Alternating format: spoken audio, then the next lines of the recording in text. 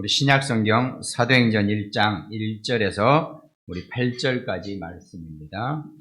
사도행전 1장 1절에서 8절까지 말씀을 우리 함께 다 같이 합독합니다. 데오빌로여, 내가 먼저 쓴 글에는 무릇 예수께서 행하시며 가르치시기를 시작하심부터 그가 택하신 사도들에게 성령으로 명하시고 승천하신 날까지의 일을 기록하였노라.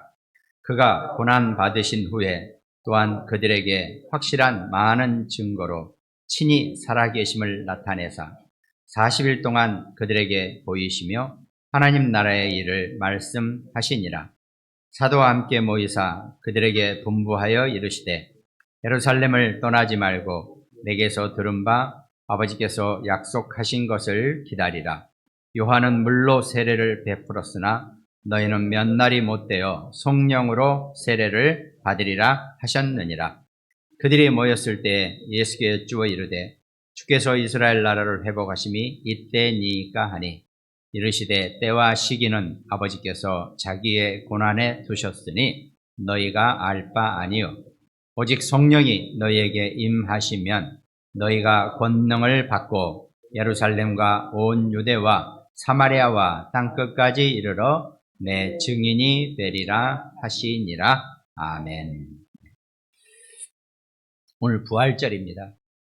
오늘 말씀이 부활의 언약이죠. 여러분과 저는 우리 기독교 신앙은 또 다른 표현으로 우리가 우리의 신앙, 우리의 믿음을 표현한다면 우리는 부활 신앙입니다. 부활은 도저히 믿을 수가 없어요. 쉽게 말해서 사람이 죽었다가 다시 살아난 건데 그걸 부활이라고 하는데 우리는 지금까지 살아오면서 죽은 사람이 살아난 경우는 이렇게 뭔가 잘못되기 전에는 거의가 아니라 한 번도 없었단 말이죠. 인류 역사에서 딱 한 번 예수님이 죽으셨다가 사흘 만에 부활하셨다는 겁니다. 그 외에는 부활이 없습니다, 아직은. 물론 앞으로의 이제 재림 때는 모든 자들이 다 부활한다고 분명히 그렇게 성경은 약속하셨지만 아직은 없거든요. 그러니까 우리가 살아있으면서 우리가 부활을 믿는다는 것, 부활이 믿어진다는 것은 정말 어마어마한 은혜입니다. 그러니까 오늘 부활절을 맞이해서 우리가 부활을 찬양한다는 것 자체가 정말 하나님의 은혜 아니고서는 우리가 이 부활을 찬양할 수가 없다는 것입니다. 아니, 안 믿어지는데 무슨 부활이 있냐라고 하는 판에 어떻게 우리가 부활을 찬양합니까? 우리가 부활절 이 예배 시간에 함께 예배를 드리면서 부활을 찬양한다는 것 자체가 하나님이 여러분과 제게 주신 은혜지, 내가 열심히 공부해서 내 좋은 머리로 내가 부활을 믿었다, 있을 수가 없는 일이라는 겁니다. 그러니까 우리가 부활 신앙이 우리의 모든 신앙의 기준이 되어야 돼요. 그럼 부활이란 것은 도저히 있을 수 없는 일이 일어났기 때문에 기적과도 같은 일이고, 그러면 우리의 부활 신앙의 우리의 신앙생활은, 우리의 믿음 생활은, 우리의 삶은 늘 이런 부활과 같은 기적 속에 있는 것이라는 것, 절대로 이거를 놓치지 마시기 바랍니다. 그래서 사실은 우리는 기독교인은요, 우리는 기적의 신앙이에요. 물론 우리는 기적 그러면 홍해가 갈라지고 산이 옮겨가고 이런 어마어마한 일이 있어야지 기적이라고 할 수 있단 말이죠. 물론 그것도 기적이 맞습니다. 그러나 여러분과 제가 이 부활을 찬양하고 이 부활 신앙 속에 함께 있다는 것 자체가 어마어마한 기적이고 하나님의 최고의 은혜라는 것, 오늘 부활절을 맞이해서 정말 다시 한번 감사할 수 있는 귀한 시간 되시기를 주님의 이름으로 축원드리겠습니다. 이 부활이 없이는 절대로 우리의 신앙생활에 어떤 부분에 있어서 우리도 모르게 힘을 얻지 못하고 우리도 모르게 낙심하게 되고 우리도 모르게 신앙생활이 끊겨지는 그런 상황이 생긴다는 거죠. 근데 신앙생활을 하다 보니까 이 올바른 복음의 말씀을 듣고 꾸준히 지속적으로 이 신앙생활 말씀 속에 있으면 이 부활이 내가 받아들여지고 내가 믿어져지는 그런 은혜를 우리가 분명히 얻게 된다는 겁니다. 그래서 사실은 우리 자녀들, 우리 렘넌트들은 조금은 시간이 필요하다는 겁니다. 그때까지 우리는 기다림 속에서 우리 후대를, 우리 렘넌트들을 절대로 내가 맡은 우리 렘넌트들은 내 기도 속에서 절대 끊어지지 않고 떨어지지 않도록 내가 책임지고 우리 후대를 기다리면서 끌어가야 되는 것. 이게 우리의 신앙생활의 모든 것이라고 얘기해도 전혀 틀리지가 않겠죠. 오늘 사도행전 1장 3절에 보니까 그가 고난 받으신 후에 또한 그들에게 확실한 많은 증거로 친히 살아계심을 나타내서 이 부활을 증거한단 말이죠. 성경은 거짓을 쓴 책이 아니고 진실을 쓴 진리의 내용입니다. 절대 여기는 대충 유추해서 그럴 것이다가 없습니다. 정확한 사실만을 하나님의 영감에 의해서 쓰여졌기 때문에 분명히 사흘 만에 살아나시고 40일 동안 제자들과 함께 감람원에서 제자들을 훈련시키면서 하나님 나라의 일을 말씀하셨다 그랬습니다. 그러면 예수님이 부활하시고 부활하신 어떤 목적이 있습니다. 그게 바로 제자들을 모아놓고 40일 동안 하나님 나라의 일을 말씀하셨다 그랬습니다. 우리가 부활신앙을 은혜로 받는다는 얘기는 하나님 나라의 일에 대해서 여러분과 제가 정확하게 알고 그 하나님 나라의 일의 증인으로, 주인공으로 우리가 살아야 한다는 겁니다. 그러면서 4절에 사도와 함께 모이사 그들에게 분부하여 이르시되 예루살렘을 떠나지 말라는 얘기는 하나님의 은혜 안에서 벗어나지 말라는 겁니다. 하나님 말씀에서 떠나지 말고 내게서 들은 바 아버지께서 약속하신 것을 기다리라 그랬습니다. 요한은 물로 세례를 베풀었으나 너희는 몇 날이 못되어 성령으로 세례를 받으리라 하셨느니라 그랬습니다. 이 얘기는 뭡니까?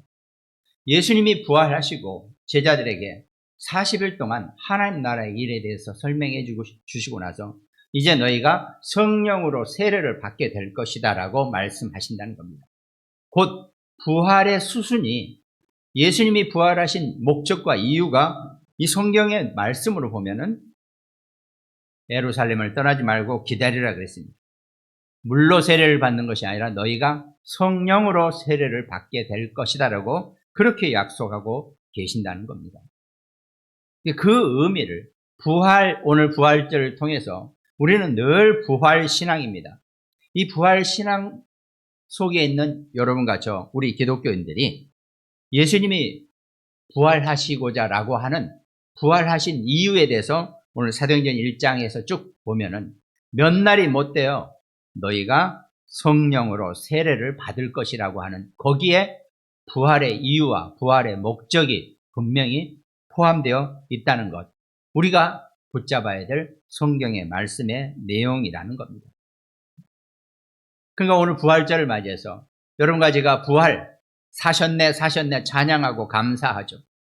그러면서도 예수님이 약속하신 부활하신 정확한 이유, 메시지, 언약은 몇 날이 못되어 너희가 성령으로 세례를 받게 될 것이라고 한 것처럼 여러분과 제가 성령의 충만한 은혜 안에 있는 것, 이것이 부활의 언약의 최고의 예수님이 원하시는 여러분과 저의 영적 상태가 된다는 겁니다. 그럼 오늘 서론에서 다시 한번 부활의 증거를 나타내는 부활 메시지 3복음서에서 나타난 부활 메시지를 다시 한번 살펴보겠습니다. 첫 번째 마태복음 28장 18절에서 예수께서 나와 말씀하여 이르시되 하늘과 땅의 모든 권세를 내게 주셨으니 너희는 가서 모든 민족을 제자로 삼아 아버지와 아들과 성령 이름으로 세례를 베풀고 내가 너희에게 분부한 모든 것을 가르쳐 지키게 하라.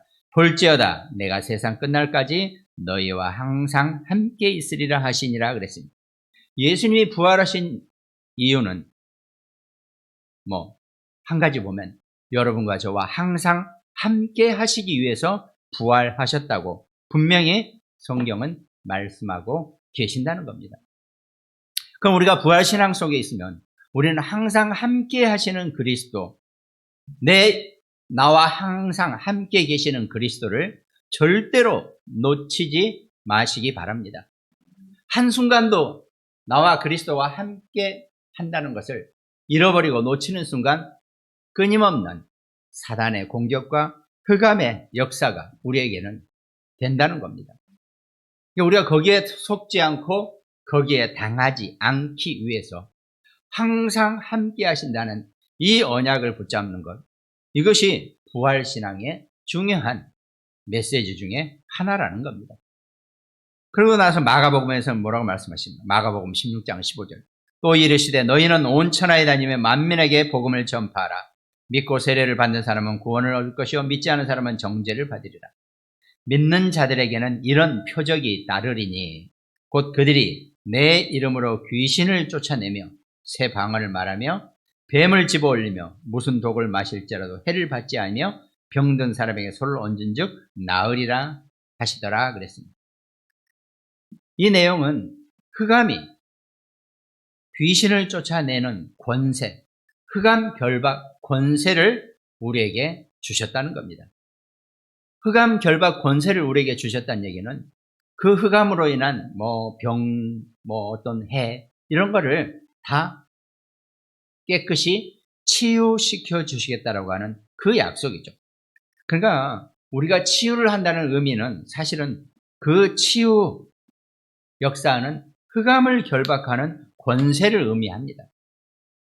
그러니까 마가복음 16장은 우리가 한편으로는 치유 메시지라고도 하지만 치유하기 위해서는 그 병을 안고 영적인 병이든 육신적인 질병이든 그 질병의 원인이 되는 흑암을 결박할 수 있는 권세를 우리에게 주셨다는 겁니다.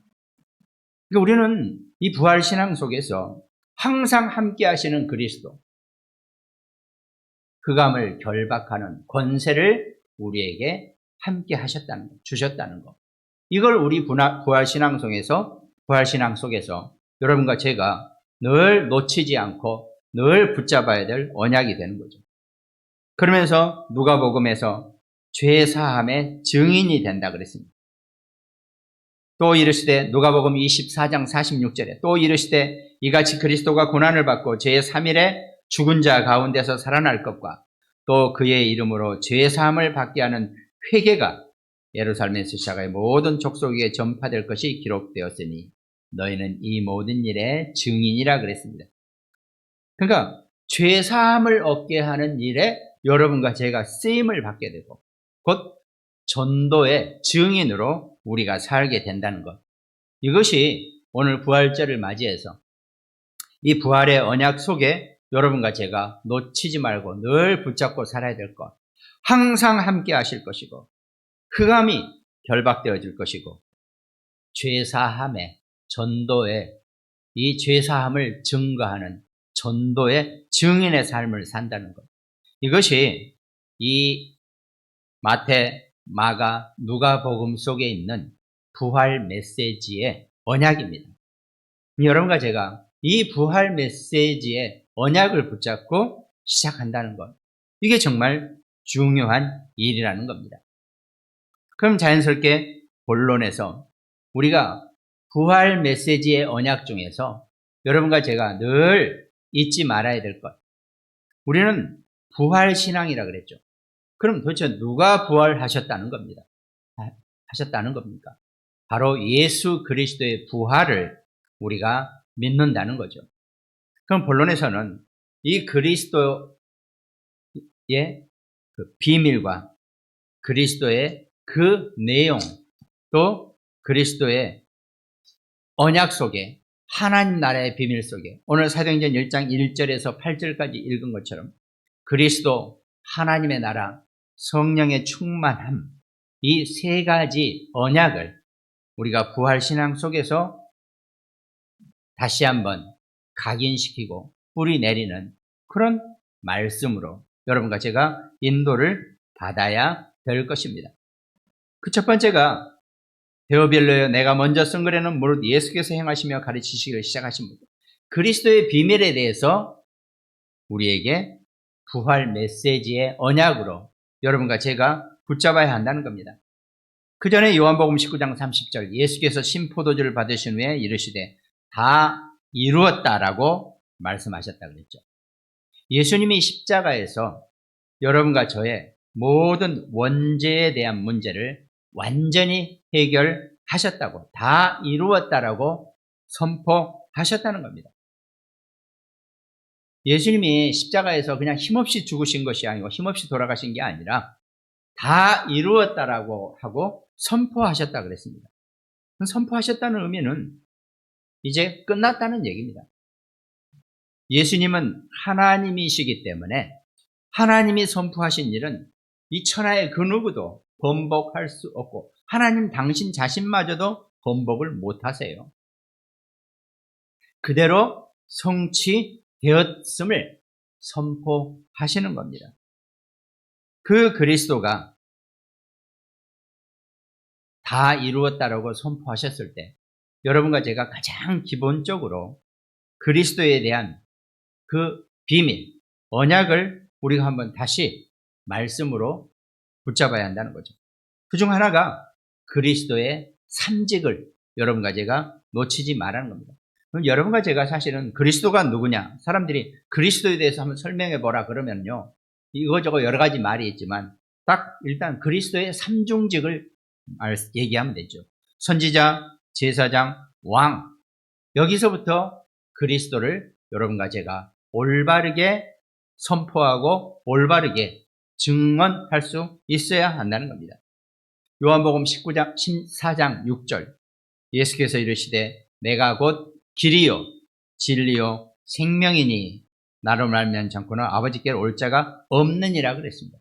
예수님은 우리를 믿는 자를 하나님께로 이끌어가는 선지자이시라는 겁니다.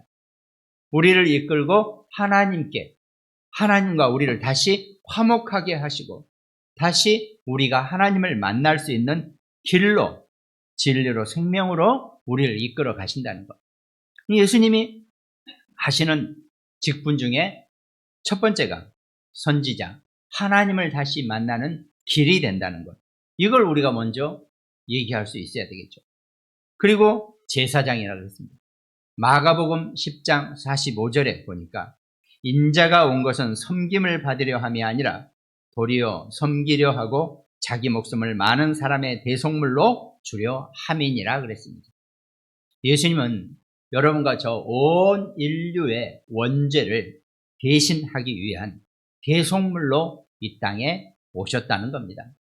칭송을 받고 환호를 받기 위해서 이 땅에 오신 것이 아니라 많은 사람, 모든 사람의 대속물로 이 땅에 오셨다 그랬습니다. 그것이 제사장 직분의 역할을 한다는 거죠. 구약의 제사장은 모든 사람의 죄를 대신 계속해서 그 속죄제를 예배를 드리는 그런 임무를 맡고 있단 말이죠.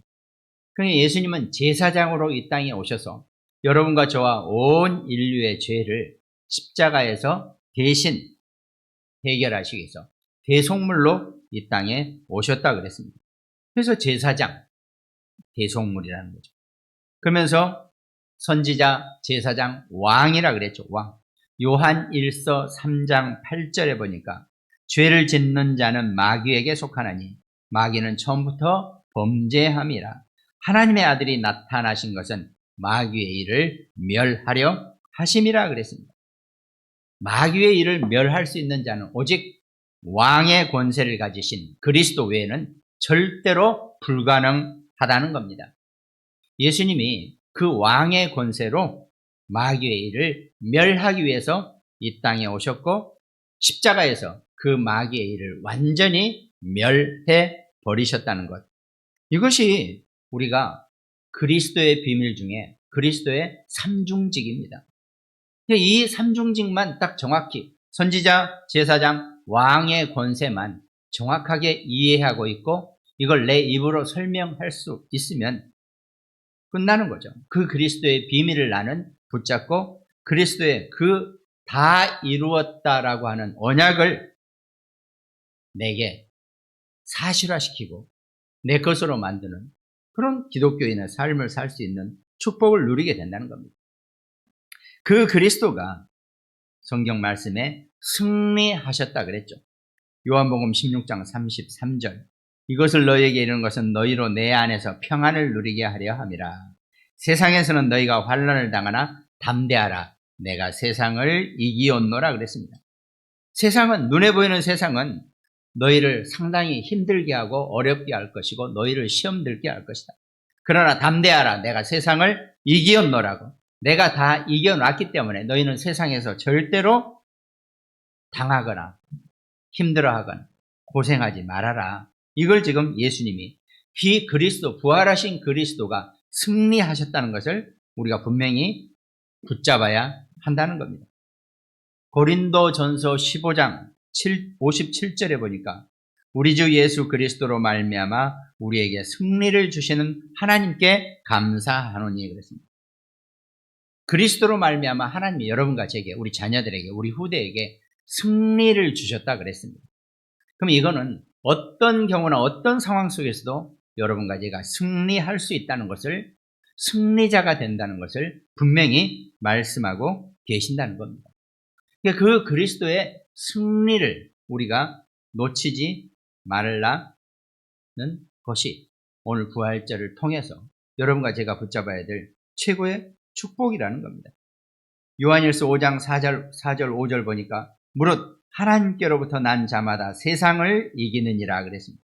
하나님께로부터 나야지 세상을, 여러분과 저와 우리 자녀들이, 우리 후대가 이겨낼 수 있다는 것입니다.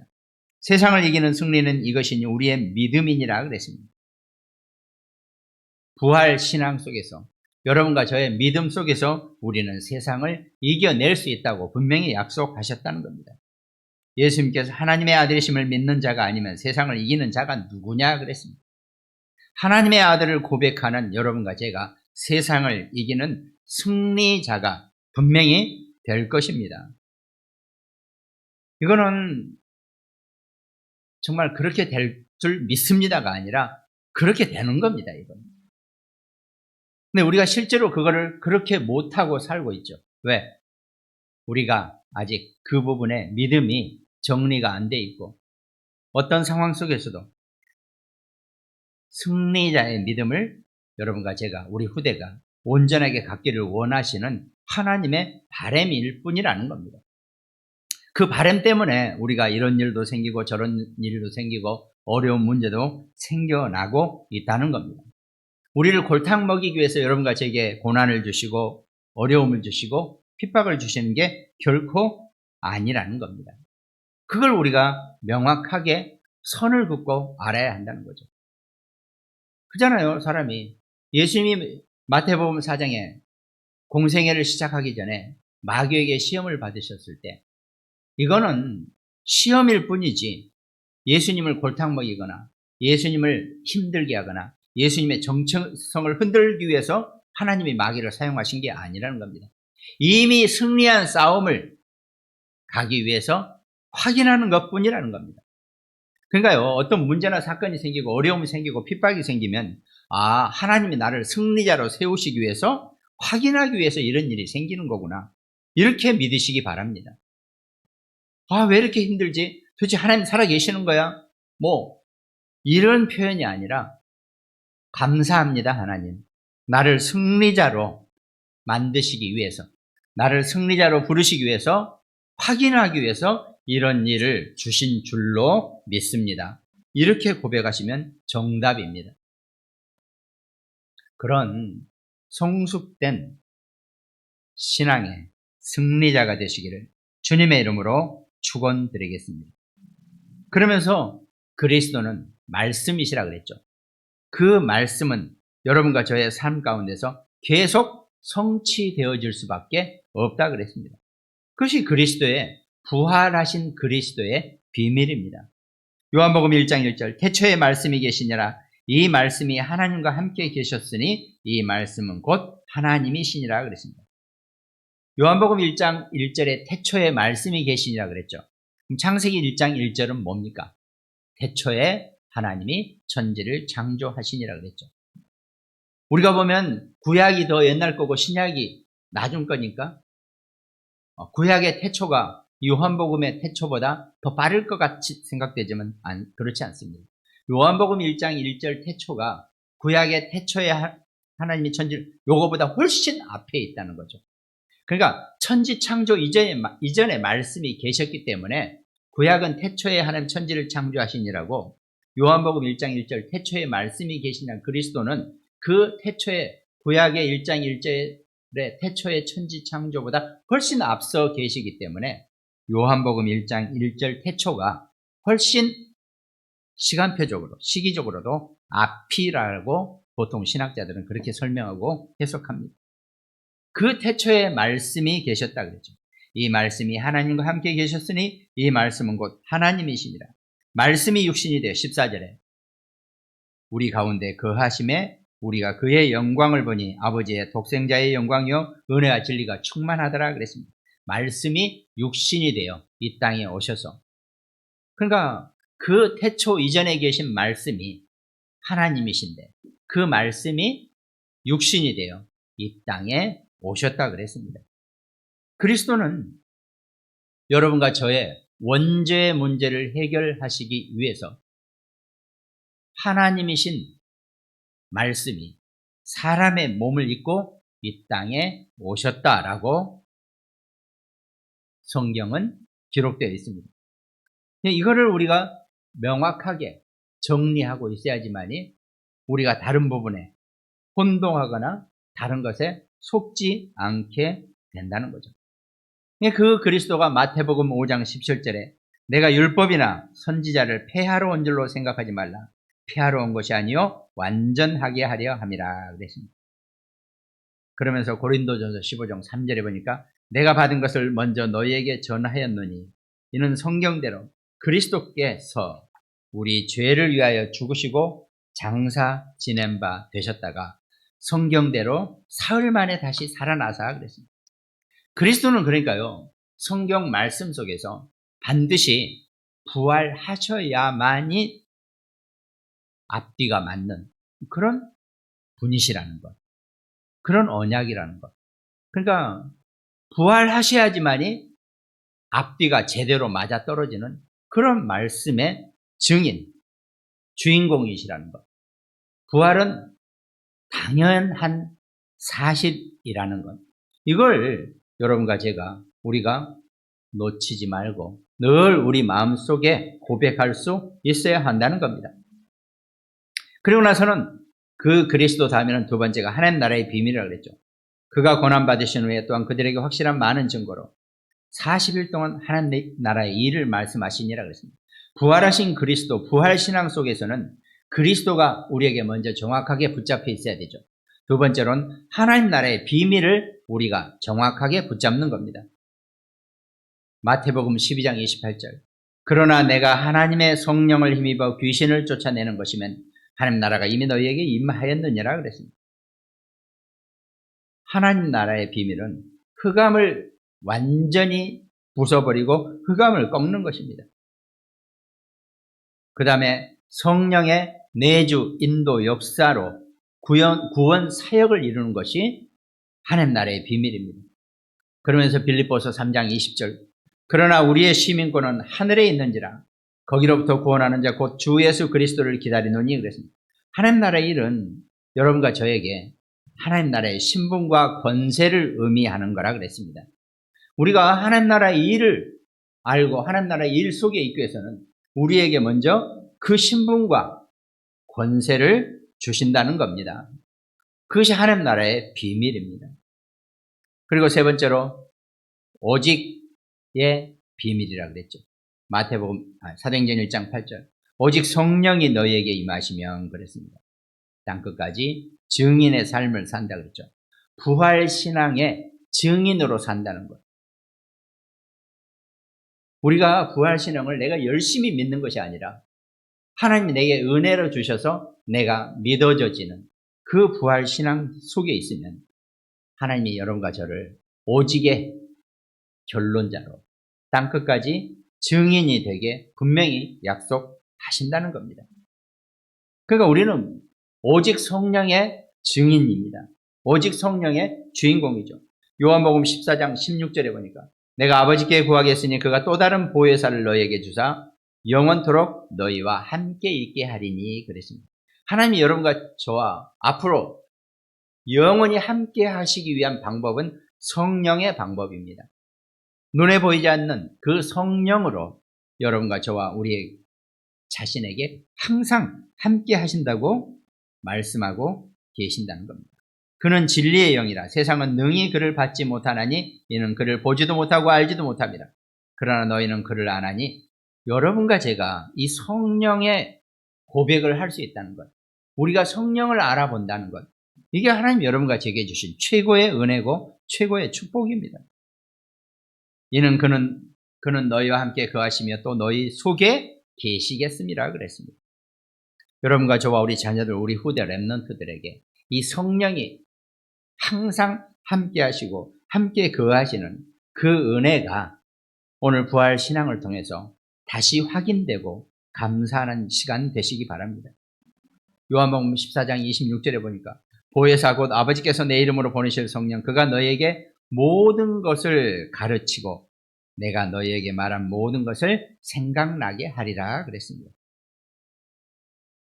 우리의 지각과 우리의 영역을, 우리의 영감을, 우리의 영적 상태를 보혜사 성령이 주관하시고 인도하시고 이끌어 가신다고 분명히 말씀하셨다는 거죠. 너희는 마음에 근심하지도 말고 두려워하지도 말라. 평안을 너에게 끼친다고. 그렇게 말.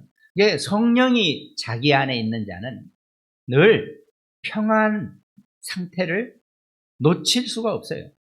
성령께서 나를 평안케 하시고 내가 그 성령의 은혜로 감히 내 생각과 마음과 육신의 것이 내 안에 성령을 이겨낼 수가 없단 말이죠. 그런데 어떡합니까? 성령은 내 생각과 마음을 참아주고 계신다는 거죠. 하나님이 내 생각과 마음을 참아주시고 내 안에 성령이 나를 평안케 해 주신다는 겁니다. 이게 원리가 그래요. 만약에 내 안에 성령이 내 생각과 마음을 확 치면서 그러지 마, 저러지 마 그러면서 내 생각과 마음을 쪼으면 그때는 괜찮을 수 있어요.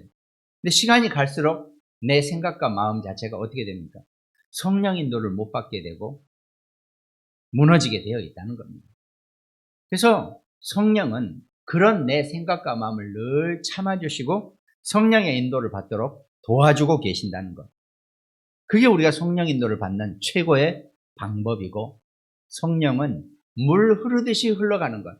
어느 것 하나 막힘없이 물 흐르듯이 흘러가는 것. 그것이 성령의 평안함입니다. 그 은혜가 여러분과 제게 임할 때 우리가 감사할 수 있게 된다는 거겠죠. 그러면서 우리에게 오직 권능으로 위에서 내리는 보좌의 권능으로 여러분과 저를 이끌어 가신다는 거죠. 그러니까 우리가 구원받고 하나님 자녀에서는 이 보좌의 권능으로 우리가 살아가는 겁니다. 이 보좌의 권능은 위에서 아래로 내려주는 권능이기 때문에 절대로 무너질 수가 없고 어떤 거에 빗대서도 질 수가 없는 겁니다. 우리는 그 하늘의 보좌에 계신 그 하나님의 권능을 받은 자들이기 때문에 이 권능을 가지고 살아가는 거기 때문에 어떤 것에서도 조금치도 약할 게 없다는 겁니다. 내가 너희에게 뱀과 정갈을 밟으며 원수의 모든 능력을 제어할 권능을 주었으니 너희를 해칠 자가 결코 없으리라 그랬습니다. 그러면서 사도행전 1장 8절에 말씀하신 것처럼 여러분과 저를, 우리 자녀들을, 우리 후대를 증인으로, 오직 증인으로 삼아 주신다는 겁니다. 사도행전 26장 16절에 보니까 일어나 너의 발로 서라. 내가 네게 나타난 것은 곧 네가 나를 본 일과 장차 내가 네게 나타날 일로 너와 종과 증인을 삼으려 함이니라. 바울을 다메섹 도상에서 그렇게 말씀하시고 증인을 삼으신 것처럼 여러분과 저와 우리 자녀들은 어떤 상황에 있다 할지라도 증인의 삶을 산다는 것. 그건 세상에 하나님, 그리스도의 부활을 증거하고 부활을 믿는 자의 모습, 결론의 모습을 보여주는 것. 증인의 삶이 된다는 겁니다. 그런 증인의 축복을 얻으려고 내가 두 주먹을 움켜쥐고 두 주먹을 펴고 하는 게 아니고 이미 우리에게 다 주어졌다 그랬습니다. 그것이 이 부활신앙 속에서 여러분과 저와 우리 자녀들, 우리 렘넌트 후대가 얻게 될 최고의 은혜요, 최고의 축복이라는 겁니다. 그걸 알고 그 부활의 축복을 알고 오늘 사도행전 1장 1절에서 8절까지 이 언약을 받고 이제 현장에 나간 제자들이 사도행전 2장에 오순절 날 성령의 충만함을 받고 사도행전 3장에 베드로가 안진뱅이에게 은과 금은 내게 없거니와 내게 있는 이것을 네게 주노니 나사렛 예수 그리스도 이름으로 일어나 걸어라. 지구상 최초로 부활하신 그리스도의 이름으로 안진뱅이가 치유되어지는 그런 역사가 시작되어진다는 겁니다. 그것도 마찬가지죠. 치유된다는 것은 아까 말씀드린 것처럼 흑암을 결박할 수 있는 권세가 이미 여러분과 저와 우리 자녀들에게, 우리 후대에게 생겨나고 우리에게 이미 우리 안에 있다는 겁니다. 우리가 그거를 온전하고 제대로 써먹지 못할 뿐이지 이미 하나님 여러분과 제게 흑암을 완전히 꺾을 수 있는, 결박할 수 있는 권세를 우리에게 주셨다 그랬습니다. 그러니까 바울아 두려워하지 말라. 네가 가이사 앞에 서야겠고 또 하나님께서 너와 함께 행하는 자를 다 네게 주셨다 했습니다. 가이사 앞에 선다는 얘기는 우리가 왕 앞에 가서 무슨 폼재는 게 아니고 왕도 우리의 얘기를 들을 만큼 우리가 당당해지고 우리의 전문성이 생겨나고 우리 자녀들이 달란트를 가지고 어떤 상황에서도 어떤 왕에게도 절대로 머리 숙일 일이 없게 하나님 만들어 주시겠다는 겁니다. 그것이 부활 신앙을 붙잡은 부활의 증인들의 행전입니다. 걸어가는 발걸음이라고 그랬죠. 그럼 자연스럽게 우리가 하나님이 그 부활의 응답을 준비해 놓으셨다. 세상을 변화시키는 보좌의 배경과 시공간을 초월하는 기도의 능력과 237 살려낼 수 있는 빛의 경제, 그 시스템이 자연스럽게 우리와 우리 후대에게, 우리 자녀들에게 들어오게 되어 있다는 겁니다. 그러면 자연스럽게 우리는 어딜 가더라도 영적인 파수꾼이요, 대사요, 또 렘넌트와 미래 후대를 살릴 만한 모든 응답자가 될 수 있다는 겁니다. 그럼 우리의 미래의 모습은 그야말로 우리의 핵심 말씀처럼 남은 자요, 순례자요, 정복자로서의 삶을, 이 부활 신앙 하나만 가지고도 이 부활 신앙을 내가 움켜쥐는 게 아니라 하나님이 내게 은혜를 주셔서 이 부활이 내가 믿어져지는 이 부활의 언약 속에 내가 있음으로써 우리는 남은 자요, 순례자요, 정복자의 미래를 분명히 갖게 된다는 것입니다. 그런 힘을 얻을 수 있는, 새로운 힘을 얻고 도약할 수 있는 오늘 최고의 부활절이 되기를 주님의 이름으로 축원드리겠습니다. 말씀이 함께 나누는 우리 모든 가정들, 또 굿모닝 병원 현장, 서산, 태안, 대전, 광주, 인천, 일본, 미국, 또 우리 어영공단, 그 현장이 재창조의 능력으로, 부활의 능력으로 힘을 얻을 수 있는 귀한 부활절의 축복 누리게 되기를 주님의 이름으로 축원드리겠습니다. 기도하겠습니다. 하나님 감사합니다. 오늘 부활절을 맞이해서 다시 한번 우리가 부활절 언약과 부활절 신앙, 부활 신앙의 정말 응답을, 은혜를 우리가 누리고 우리 삶의 현장에서 이 부활 신앙의 축복을 누리고 살아갈 수 있는 귀한 응답자의 삶을 살 수 있는 새로운 시작이 될 수 있도록 하나님 축복하시고 역사하여 주시옵소서. 이제 현장에는 이제 어려운 문제가 정리되어 가고 있습니다. 이제 우리의 모든 신앙이 회복되어지는 새로운 시작이 되어질 수 있도록 하나님 축복하시고 모든 성도들에게 하나님 새로운 신앙의 시작이 증거되는 귀한 응답 있게 하나님 축복하여 주시옵소서. 감사를 드렸고 우리를 구원하신 예수 그리스도 이름으로 기도드립니다. 아멘.